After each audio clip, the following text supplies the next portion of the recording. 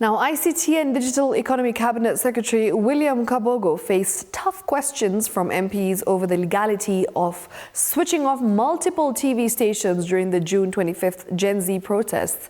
Appearing before the National Assembly's Delegated Legislation Committee, Kabogo defended the move, saying it was aimed at shielding children from witnessing violent scenes aired during the protests. However, MPs pushed back, arguing that the shutdown violated constitutional protections on media freedom. Elizabeth Mutuku has the details. We hope to see you again. You know, we still have. While appearing before the National Assembly's Committee on Communication, Information and Innovation, ICT Cabinet Secretary William Kabogo was put on the spot over the switching off of certain media stations during the Gen Z protest on June 25th, with MPs insisting that he should quote the clauses of the law which gave the government such powers. And the media practitioners should know at what point they are being, like, I'll borrow his word, being reckless. So that without you now, you know, in the middle of demos, making a phone call and then we are suddenly blacked out, you know.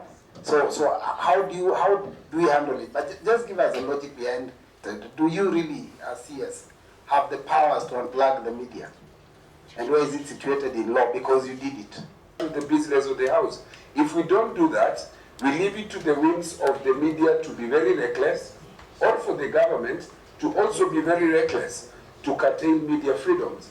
This is at the very core of what they are here to do, Chair. In response, CS Kabogo defended the government's decision, stating it was prompted by the violent nature of the demonstrations, which resulted in the deaths of over 20 Kenyans and left many others injured during clashes with heavily armed police. He claimed the blackout was aimed at shielding children from exposure to graphic scenes of violence, an explanation that did not sit well with the lawmakers. Because you realize, Chair, I just used one part of it on the issue of what we expose our children to in terms of the level of violence. And if you ask me why we did not do it earlier, it's because that level of violence was not there. This is as MPs cited Article 34 of Constitution, which guarantees media freedom and independence from state interference.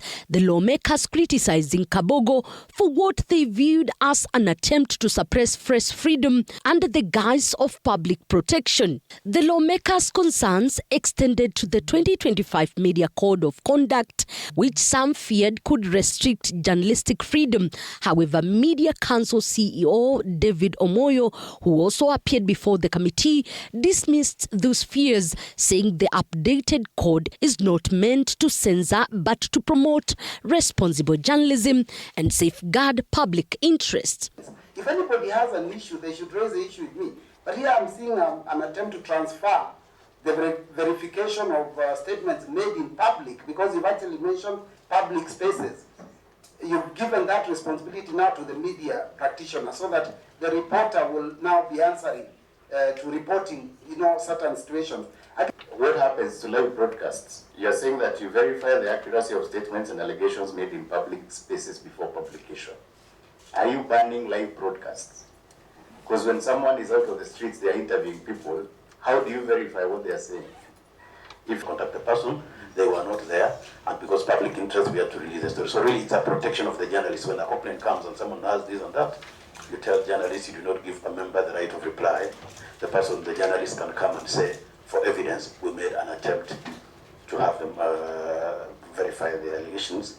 On June 25th, during the Gen Z protest, Communication Authorities Director General David Mugonyi had warned all TV and radio stations against the continued live coverage of the demonstrations. Elizabeth Mutuku, TV 47, Nairobi.